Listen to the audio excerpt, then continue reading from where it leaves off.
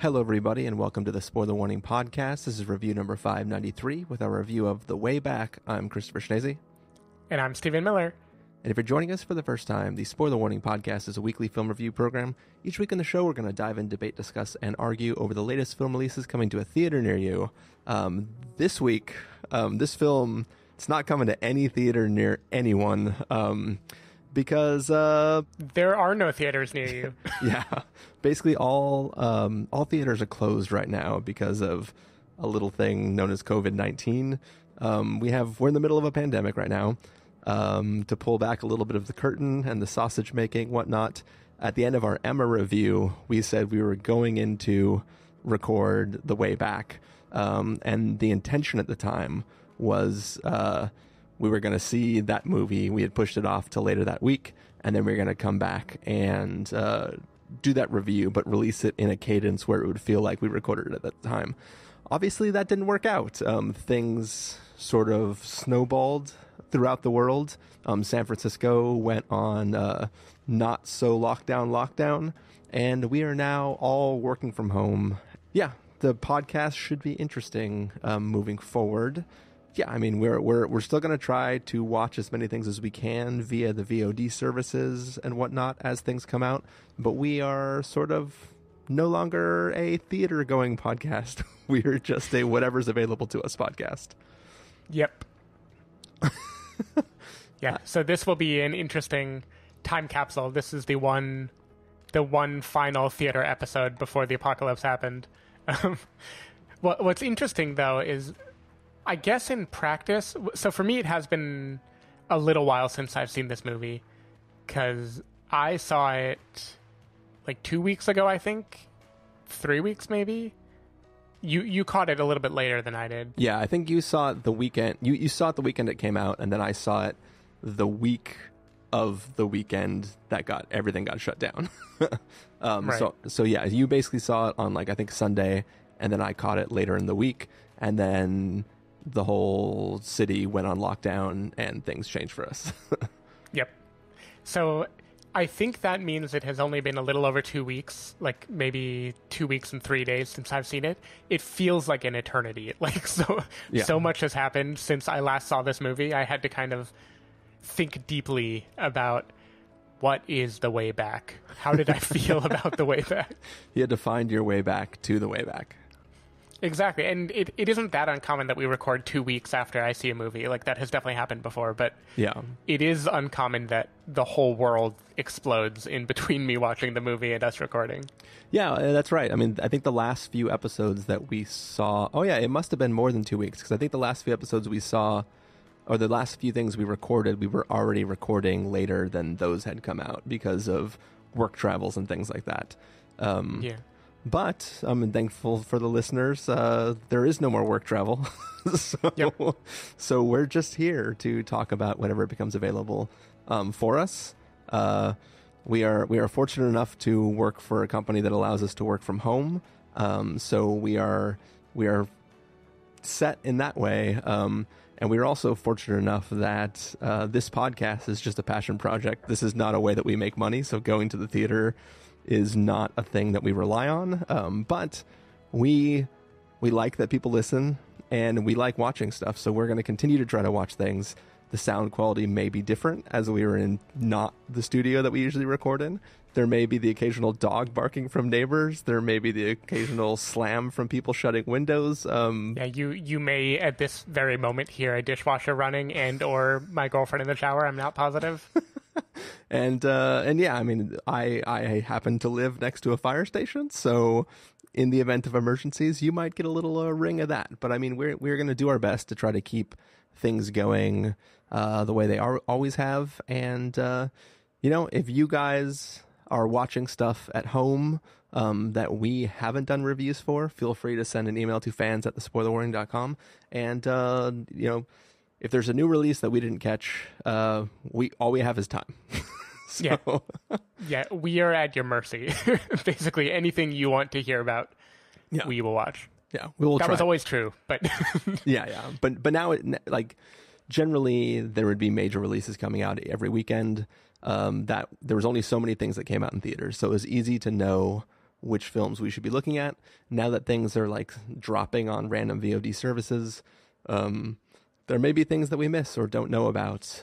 So we are happy to hear from the listeners on things that they hope that we review.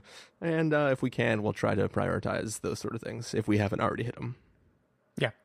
So how have you been surviving coronavirus so far? You've been fully at home for 1 week now? Yeah, so this is the start of the second week of being fully at home. I think I had a few stray days the week before everything went into lockdown. Yeah. But it's just now, it's going. It's, I mean, I took home as much equipment from the office as I could to make sure that my setup was good. So I at least have the comfort of being able to, I'm not stuck at like the kitchen table or something. I got a nice desk set up and everything. But yeah, it is very strange to just not ever go outside. Yeah. Now you at least occasionally go out, like you drive over to visit your girlfriend occasionally. I literally have not gone outside. Yeah. It's starting to feel a little insane to me how long it's been since I've walked on a sidewalk. Well, you do have the balcony that you can go out on, so you can get fresh air without having to leave your apartment, Yep. which is good. Yeah, thank God for that. Yeah, I have like a little And slot once every window. 6 days, I remember that, and I go outside. You're just trying to go out inside and see if you can see your shadow, so you know if there's whatever more days of pandemic. Yep. I think that's the way it works. Yeah. I got to tell you, it's been interesting getting back into the feel of the minor Skype delay and what that does to our ability to banter back and forth. We'll slip into it, but this is reminding me of the good old days. Yeah, it is much harder to have that quick ability. I mean, we do have a video feed going so we can see each other, but even the video is delayed, so you can't really do the lean forward like I'm going to say something. It might be just a half second off, but we're making do. It is like the good old days. It's like the way back. Yeah, I mean this podcast was primarily recorded over Skype for the better part of, I don't even know how many years. Like all of us over Skype for a while, but then at least one of the three of us over Skype for many years in between too. Yeah. I mean, we had a good spread across California, where I was in San Diego, Carson was in LA, and you were up here in the Bay Area. So it's we're doing it like the old days, and so is everyone else. I mean, there are a lot of podcasts out there who already have remote folks, but it is funny to see. Did you see that picture of Ira Glass recording this week in his closet? That was pretty great. In a full suit and barefoot. I feel like the suit and barefoot might have been staged, but I don't know. I admire just anyone who can muster up that kind of energy when they're working from home. You admire? I admire Glass energy. All right, Stephen. Well, what do you say we get into our review of The Way Back? Let's do it. All right, we are going to take a listen to the trailer for The Way Back, and then we're going to come back and give you guys a review. You know what my dad told me last night? He said that you got a full ride to Kansas. You just quit. Why? My father didn't like me very much, and someone told him I was good at basketball. And he paid a lot more attention to me. And I realized it wasn't me that he loved. It was what I could do. I spent a lot of time hurting myself, trying to hurt my father. I never picked up a basketball again. We need a new coach, Jack.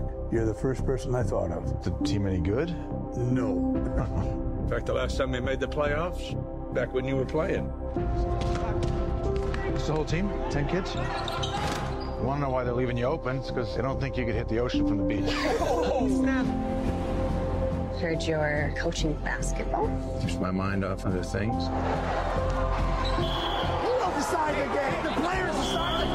I understand you're trying to motivate the team, but we have a code of conduct. Oh, bullshit! I'm working on it. Work harder. I got a feeling this team is not as bad as its record. We have to trust each other. We have to have faith. I just want you to be happy again. But you gotta want it too.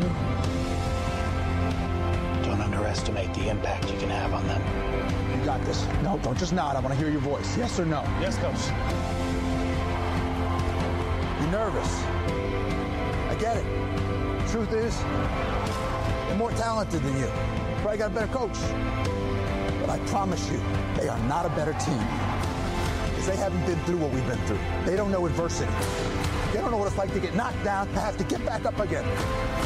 They don't know what it is to fight. Who are we?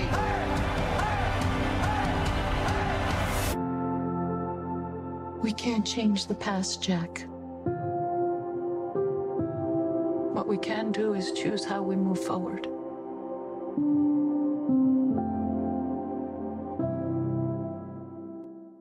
All right, so that was the trailer for The Way Back. It is about a man who is sort of, going through a little slump in his life and, dealing with problems with alcoholism and stuff. And he is sort of just kind of going about his days, drinking heavily and kind of not really caring about the world. And he has an opportunity to come back and coach the basketball team at the school that he went to when he was in high school. And maybe over the course of working with these kids, he might learn to be a better person and maybe find his way back from the slump that he's been in.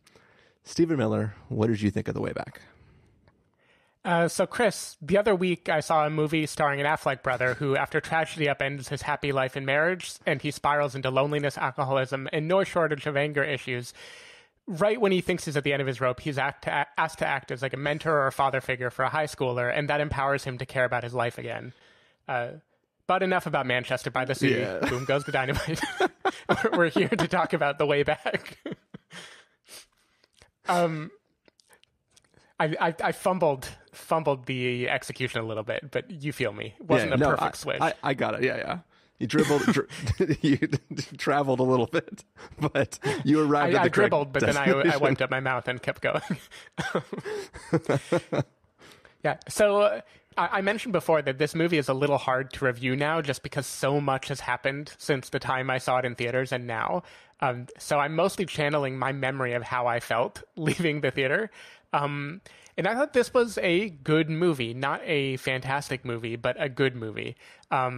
I thought it felt very realistic in its portrayal of alcoholism and how it feels to kind of have your life be hollowed out and you are numbing the pain. And it isn't in a like melodramatic crying every night, getting trashed type of lifestyle. It's more just when it becomes a routine, when sharing fun stories and living in the past becomes easier than living in the present. I think Affleck does a really, really good job of that. You can tell that this is coming from a personal place, just in terms of how well he expresses that kind of glossy, awkward sort of vibe where the guy is being fun and affable, but you can just tell something is wrong inside. Like you can tell that his charisma is hiding some inner pain. For most of the movie, he plays this pretty much as Ben Affleck, as the likable guy who is a little bit gruff, and you can tell there's something more hiding within him, but he mostly isn't letting go of it. And that means when he does finally break, there's a couple scenes in particular that are kind of the equivalent here of the Manchester by the Sea conversation scene that we talk about all the time. I think it's really, really powerful because he doesn't overuse that hand. Like he lets us wait enough so when there are the big emotional lows, we feel it.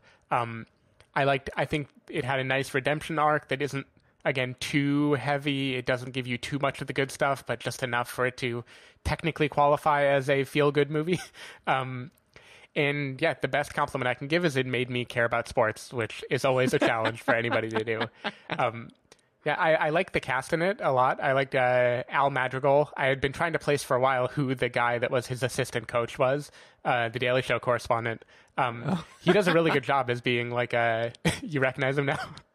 So he does a really good job of being just like likable, knows that Ben Affleck's character is clearly an alcoholic, but is trying to help him and is also genuinely excited about having a winning team. I liked seeing the American Vandal kid show up again as Marcus in this movie. Basketball player. He's also the basketball player in season 2 of American Vandal. We will talk more about American Vandal people later in this episode or in this recording session. And yeah, Janina Gavankar, who plays his ex-wife, who I think was in Hotel Mumbai too. I know I've seen her in a few things recently. It was just a good supporting cast, good kind of muted drama. Obviously, if I compare it to something like Manchester, I think it still falls a little bit short. I think it is more obvious in the way that it tackles these emotions. It's clear from the trailer that this is going to be a somewhat feel-good sports movie, and I think this definitely goes for a few of the more direct emotions. I would have been happier if I saw a little bit more about Ben Affleck's life and his past. Maybe not have me be shown it directly, but at least have a surrogate like Lucas Hedges is in Manchester by the Sea, where I can like have more of his life dumped out because he's getting to know someone really well. I feel like this movie doesn't give us as many access points into him, so it's a little bit harder to feel all the depth of that character. But overall, I was into it. I thought it was a good, charming movie that had enough tearful moments and then enough basketball to make it seem like not totally depressing. Yeah, I think my overall verdict is, or my overall feelings in the film is sort of like you, where it's like this was a fine movie. It was an interesting feel good take. I think, over the years we have either reviewed or discussed inside the podcast and outside the podcast various films that deal with alcoholism, and I think in probably every single case, I find it a little bit harder than you to vibe with the presentation that it's going for. I mean, that's 100% a me thing, but I think that in films where like this one, where the character just drinks a case of beer over the course of a montage and then is trashed, it's not that it doesn't feel real, because obviously that's a thing. Like, everyone listening and everyone here have known people who would do that given the situation. But for some reason in films, it kind of strikes me as melodramatic, just from the standpoint of like, the act is the entire thing they're doing. It's not, they're not, it's not commenting on, like, as I watched it, people in my audience, every time he would like reach into the fridge and open another beer, they were like, oh, and it's like, it's just seeing that act of doing it feels like narrative shorthand, and I don't see the struggle in the character. He's just doing his routine, which is drink in the shower, drink while he drives, drink at the bar, drink when he gets home. Like, we call that a San Diego Tuesday. But it's something about that on screen never really hits me that hard, and it makes me kind of it just makes me check out a little bit. And it's not that I don't see it as authentic, it's just in the filmic language I never really vibe with it. So as the film started with these montages, it kind of I was put off a little bit, if I'm honest, by it, just because I was like, I don't really, you're not making me feel it. But I think what this film does to its credit, like, so obviously when the trailer first came out, I was like, I know everything this movie's going to do. This is this movie. There's a million movies like it. It's always the same story. Who cares? But I think that the filmmakers, by splitting up the backstory and having no one actually say anything, you just see the backstory through those characters' interactions with other characters. I thought that was a really, really clever way to slowly, bit by bit, reveal what these situations are. Because he's an alcoholic, but you don't know whether he's an alcoholic because of the fall apart of his relationship, or if the relationship fell apart because of it. You don't know why he became that. And like, this film slowly doles out over time these little emotional beats that connect you to other characters going through similar things or unsimilar things. And it really just kind of, I felt those moments were really, really nice and touching, because you get the real life experience of finding out about somebody. Like, in real life, if you have somebody that you're close to, most of the time you're not just like, sitting there, and then you find out, oh, that person's alcoholic, because the character goes like, that person's alcoholic. You like start to see signs, and then somebody brings up something sometime, and it's like you don't get this whole backstory of who this person is. You just get these little moments. And I thought that the way that the filmmakers chose to just divvy out these bits of information elevated this from just being the normal story to being a journey that you go on as the audience, because you make assumptions about who this person was, and then those assumptions get challenged as time goes on, and it allows you to feel for this character more than another story where you're just like, oh, like the movie Flight, for instance, right? Like, you're like, he's never a redeemable character, right? Like his redeeming value is that he landed a plane without killing everybody, right? But he's still an asshole, right? But I don't know. I feel like you are able to side with this character more in this story because you see where he's been by watching where he's going, instead of just getting flashbacks to something that makes you feel sad or whatever. So I think I like that aspect of it. The sports stuff, I'm gonna be honest, didn't really care. Sports don't really hit me that well, but I think I still enjoyed the relationships between this coach and these characters. Like, I would have liked a little bit more of a Moneyball situation where I know why they're suddenly getting good at basketball, instead of just like, they suck. Oh, look, they only lost by 2 points. Oh, look, now they won by 2 points. Oh, now they won by 4 points. Where was Nate Silver in this movie? But yeah, I don't know. What do you think? Yeah, no, I mean, I feel similarly. I think the basketball stuff hit me a little harder, probably. I do think the team got, quote, good a little too quickly. I didn't really get to feel the progression. It kind of felt like almost a binary turn where it went from they're doing badly to boom, now all of a sudden they're winning. Yeah. But I liked the portrayal of the active coaching and the way it's about motivating teammates and finding their strengths. And I think I like the interplay where he is teaching basketball at a Catholic school, and he is a brash, he's an alcoholic, and he's an avid basketball player and sports fan, which means he curses like a sailor. He gets very angry. He berates the kids. He does all these different things that he thinks are the most helpful way to teach a team to succeed. Yeah. And I thought I liked the dynamic between him on the one extreme and then like the priest or chaplain, whatever you call the church-y character who is also with the team, who wants them to, use clean language and be uplifting and pray before the games. And then Al Madrigal's character somewhat in between. Like, I thought that was fun. I like that.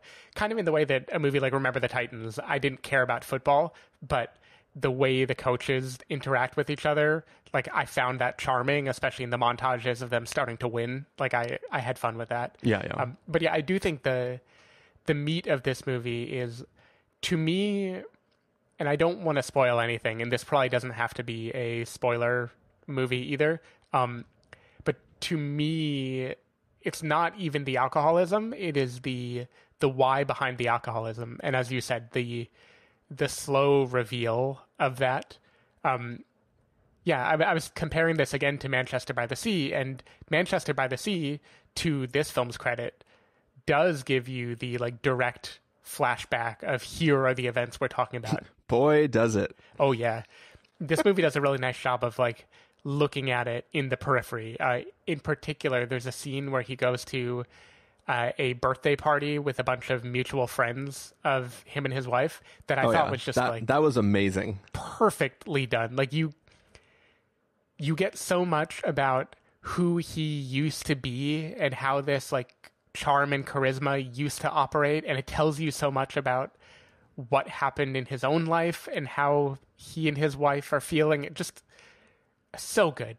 I wish I could have had more of those moments, because I think they really were the highlight of the movie. About that scene, and I don't even remember if at the time it makes sense, if it makes sense to me, or if it was just a few moments later or a later scene, but completely out of context, the father of the birthday boy is being an asshole in describing what he describes.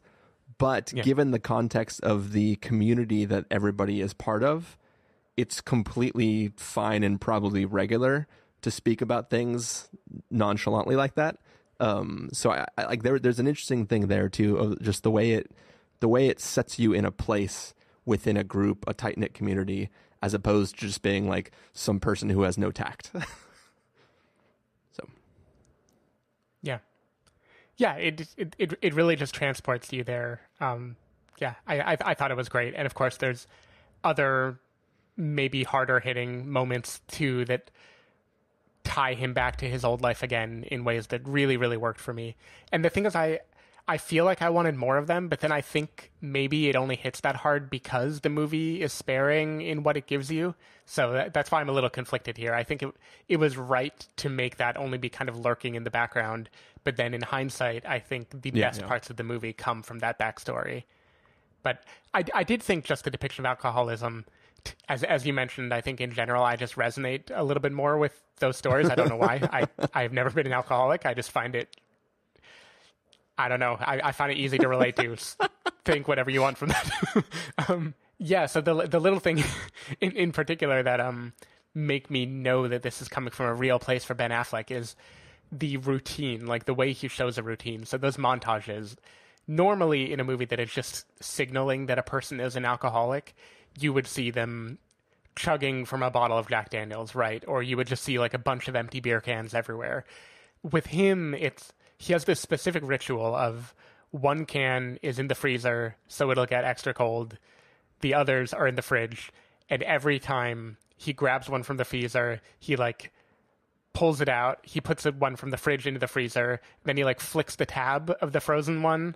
Like he does this little like shake with his hands and a noise. And it just, you get this whole routine of life that I feel like that has to be true because it's just way too specific I to get be that anything too, else. and I like those little touches in it. I think that there's other things that have the opposite effect for me. For instance, if you like, once again, I am not an alcoholic, but I've talked to people who have worked for places where they're dealing with alcoholics all the time, and they like what I've been told, and I'm just repeating stuff that I've been told, is that if you take a heroin addict and you lock them up, and you take an alcoholic and you lock them up, and you come back like a few days later, the heroin addict is hating life but is fine, and the alcoholic's dead. Like, you can't just, like, if you drink that much alcohol, you can't just quit it cold turkey and be fine. Like, your system gets super fucked and like you're in a lot of trouble. And there are definitely scenes in this, or portions of this film, where he's just not drinking for whatever reason, right? so it feels like his ability to suddenly just stop drinking when it's convenient for the scenes that the film wants to show are things that take me out of the story. Because it seems like he's not even tempted by alcohol most of the time. He just drinks it because it's the routine, right? I don't know. So something about that felt weird to me. Yeah, I agree with that. To me, it wasn't even weird, though. It just felt like a take on alcoholism I hadn't seen before. Because it's true. You don't get those moments, really, of him, like, staring longingly at a, like, bottle of vodka or at a beer or something. You don't get that sense that there's this demon that he's fighting, right? You get much more of the sense that this is a choice to numb himself, right? And it's about healing the root cause rather than healing the symptom. And I have no direct experience, so maybe it's true that just not everyone who drinks that much is physically dependent on it so much as emotionally. I'm not sure. Maybe there are different flavors for different people, and guys who start in Triple Frontier just can tolerate it. If you're that jacked, you can just quit cold turkey. Yeah. But to me, I actually liked that because I was kind of dreading the movie where he quits and it shows a montage of him getting sober, and then we see him like itching for a drink, and we see him like fighting temptation and stuff like that. I didn't want the AA movie, you know, and I think this instead becomes a movie about grief and trauma and the things you do to numb yourself to it, and what it feels like to like, to me, alcoholism is just another form of depression that he has, right? It's a thing you do to not have to have the will to live. You don't need to have positive drive. You don't need to have feelings or desires. You can just be, right? And so for me, this movie is way more about him climbing out of depression, and that depression just happens to involve liquid, but that's kind of the way that I read it, at least. I have to ask, did you cry during this movie? What's funny is there is so there are moments that I got a little teary-eyed, but one of the moments after I've like stated multiple times that I don't care about sports is like one buzzer beater that happens like in the middle of the film. Mm-hmm. And like for no reason I got teary-eyed. I was like, what? Yeah. What is happening so right did now? I. And it was like that. This isn't a spoiler because nothing is reliant on that moment. It's just a personal moment for like one of the people. Right. And I was kind of like, what is happening right now? I don't understand this. I don't care about basketball. And this one throw just made me a little bit teary-eyed. Yeah, it worked for me too. It's kind of like Uncut Gems, where it managed to make it so I felt the emotional connection of a game of basketball. And in particular, I know the exact scene you mean because I also got teary-eyed watching it. And I don't know, I'm a sucker for these like male bonding movies, maybe because I don't really male bond in that way as much. So I feel like when I see it, I'm like, oh, I can imagine what it'd be like to need that, Steven, no one any kinds of bonds anymore. Social distancing. Right, that's true. Yeah, but I don't know, you just know for a guy like that how much it means to have a team winning games or doing well, and it just works. Cool. Any last thoughts before we move on to verdicts? Nope. No, I think that's it. Cool. All right. Well, we are going to get to our verdict for The Way Back. Stephen Miller, if you were going to give this a must-see, recommend with a caveat, wait for rental, pass with a caveat, or a must-avoid, what would you give it? I'm giving it a recommend with a caveat. I think this is very good at what it sets out to do. If you watch the trailer, not only are you getting the movie the trailer tells you, but I think you are getting a better movie than what the trailer tells you. It has emotional tricks up its sleeve, and it is willing to withhold things that your typical kind of Hallmark feel-good movie wouldn't do, and I think that is to its immense credit. The caveat just being this is not the kind of movie that is as devastatingly memorable as some other movies in this genre. It's the kind of thing that I really enjoyed watching. I found it moving. I think it's a great vehicle for Ben Affleck, but it didn't have that stick factor. And I know because it's 2 weeks later and I've been having trouble conjuring up many details from it. So take what you will. A totally good movie, well done by Gavin O'Connor. Solid all around, just not transcendent in any way. Yeah, I think that the story this film is telling is probably a wait for rental, but the way this story goes about telling it elevates it to a recommend with the caveat. I definitely went in knowing inside exactly everything this film was going to do, and then, as you said, like just the little narrative tricks that it had and the way it slowly dulls out the story, kind of made me walk away with it going like, that wasn't half bad. So I give it the achievement of being elevated to a recommend with a caveat. Caveat being that it is a story that we've seen in many a time.